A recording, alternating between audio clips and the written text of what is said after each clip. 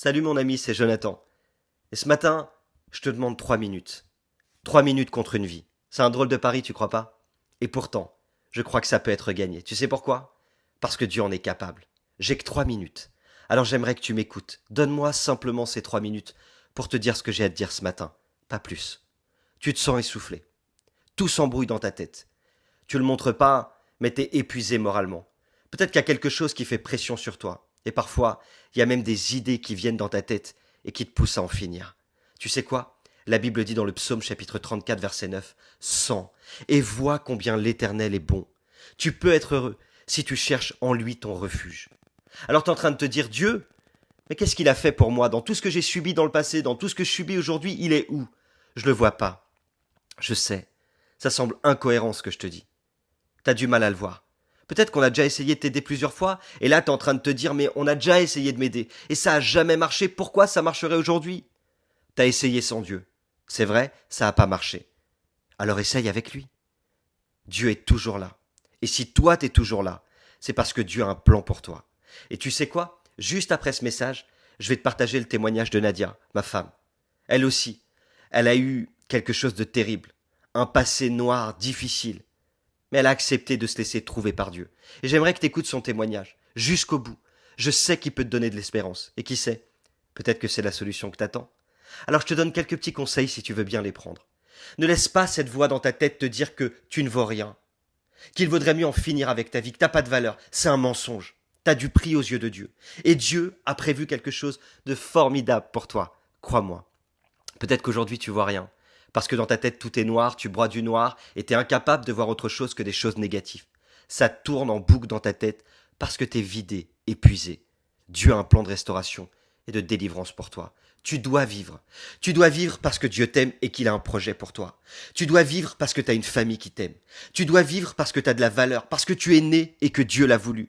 Parce que rien, absolument rien, ne peut empêcher Dieu de trouver une solution pour toi. Crois-moi, une porte de sortie existe. Elle ne te fera pas souffrir, ni toi, ni ton entourage. Et cette porte, elle s'appelle Jésus. Et tout au fond de toi, je sais que tu as la foi. Tu sais que Dieu peut faire quelque chose pour toi.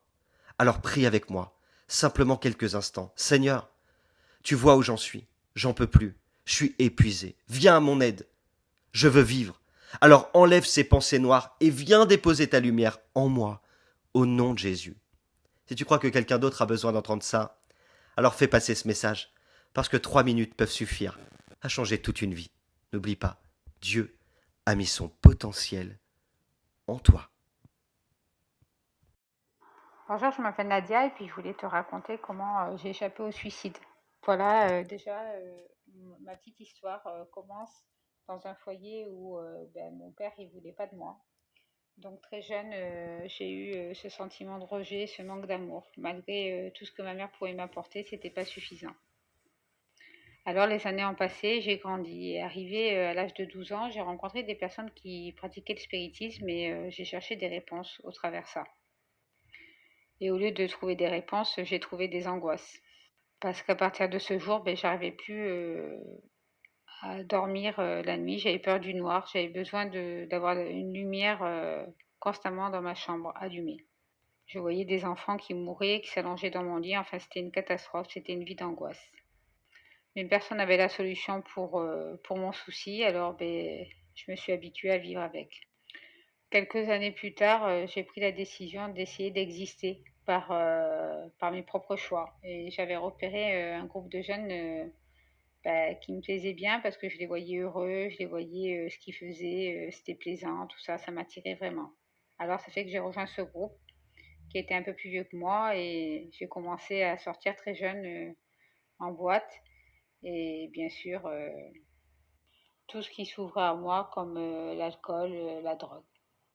Je me sentais importante, je me sentais exister pendant que j'étais avec ce groupe de jeunes pendant ces sorties et je croyais que j'étais heureuse. Je me suis vite rendu compte que c'était pas la réalité ce que je vivais, c'était beaucoup d'illusions parce que au travers ce groupe, ces rencontres, j'avais vraiment beaucoup de déceptions, de trahisons, d'humiliations, beaucoup d'échecs dans le relationnel parce que Comme moi, j'étais entière, j'aimais tout mon cœur, mais j'avais pas forcément le retour en face.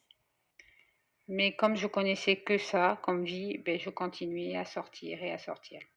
Un jour, j'ai rencontré des chrétiens qui m'ont parlé de l'amour de Dieu.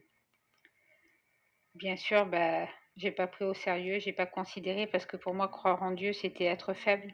Et je voulais pas repartir en arrière. Je voulais pas être moins que ce que j'étais. Parce que pour moi, croire en Dieu, c'était être rien du tout, être faible. Et je l'avais été trop auparavant. Mais un jour, j'ai assisté à une réunion et je pense qu'à ce moment-là, la graine de la foi a dû rentrer dans mon cœur. C'est pas pour ça que j'ai continué à aller à ces réunions, j'ai plutôt continué à m'enfoncer davantage dans le monde et à faire des mauvaises rencontres, très destructrices pour ma vie. Jusqu'au jour où ben, j'ai touché le fond et j'ai essayé de m'ouvrir les veines, mais j'y arrivais pas, ça me faisait trop mal. Mais à ce moment-là, ben, j'ai pensé à Dieu et j'ai dit peut-être que lui, il aurait une solution pour moi. Alors je lui ai parlé comme à un ami, puis je lui ai dit si toi tu es si puissant, ben, il va falloir que tu fasses quelque chose pour moi. On va faire un deal. Moi, je vais arrêter de sortir. Mais toi, en échange, tu as vu le paquet de 30 que je fume là? Il faut que tu l'enlèves de ma vie. Dieu a rapidement répondu à ma prière. Une semaine plus tard, je ne fumais plus. Et je pensais que tout le reste allait suivre. Mais non. Plusieurs semaines ont passé, ma souffrance et mon fardeau étaient toujours présents. Je voyais les autres bénis autour de moi et je ne ressentais pas la présence de Dieu. Et le sentiment de rejet a continué à grandir dans mon cœur. Et bien sûr, ça a été une porte ouverte pour le diable, parce qu'il s'est servi de ça pour continuer à me détruire. Et à me dire, tu vois, t'as pas de valeur aux yeux de Dieu. Oui, tu fumes plus, c'est bien, mais il dit tout le reste, le plus important, ton fardeau, ta souffrance, ton malheur, tu l'as toujours. De toute façon, il mise pas sur toi parce qu'il sait très bien que tout ce que tu feras, ça continuera à être des échecs. Alors laisse tomber, vivante ou morte, tu donnes pas de sens de vie à ton entourage, tu apportes rien, donc autant que t'en finisses. Et là, c'était la descente aux enfers. J'en pouvais plus, le découragement était là. Et j'ai crié à Dieu et j'ai dit pourquoi tu me fais pas ressentir ta présence, pourquoi tu me libères pas, pourquoi tu viens pas me visiter comme tu fais pour les autres. Je te promets que si tu fais ça avec moi, jusqu'à ma mort, je te suivrai. Les semaines ont passé et j'ai arrêté d'aller aux réunions parce que je ne recevais rien. À ce moment-là, le diable avait gagné. Il avait réussi à me convaincre qu'il fallait que j'aille jusqu'au bout. Et donc, il m'avait fait rassembler un maximum de cachets pour que ben, j'avale tout ça et que j'en finisse. Ça faisait une semaine qu'il y avait un chapiteau qui était près de chez moi et j'avais pas été mettre les pieds dedans parce que pour moi c'était terminé Dieu. J'avais programmé mon suicide un dimanche soir, mais Dieu avait un autre plan pour ma vie. Ma sœur était venue ce dimanche matin frapper à la porte de mon camping. Au moins pendant 3/4 d'heure, elle m'avait rongée pour que je l'amène absolument sous ce chapiteau. Ce que j'ai fini par faire pour qu'elle me laisse tranquille et que je revienne chez moi pour faire ce que j'avais prévu de faire. Mais quand je suis arrivée sous ce chapiteau, le serviteur qui prêchait s'est arrêté de prêcher et il a dévoilé ma prière. Et il s'est approché instantanément vers moi et il a prié pour moi. Et à ce moment-là même, j'ai ressenti la présence de Dieu. Tout ce que j'avais demandé dans ma prière, je l'ai reçu. J'étais une nouvelle personne. J'ai été libérée de toutes mes chaînes, de toutes mes angoisses, de tous mes fardeaux. Et j'ai décidé à partir de ce moment-là de le suivre. Et depuis ce jour, je n'ai jamais lâché sa main. En plus, il m'a donné un foyer qui le sert et des enfants en bonne santé. Alors, si t'es comme moi, fais taire la voix du diable et laisse la voix de Dieu te parler et te guider. Saisis sa main et tu verras. Avec Dieu, on a toujours des victoires. Et n'oublie pas, Dieu a mis son potentiel en toi.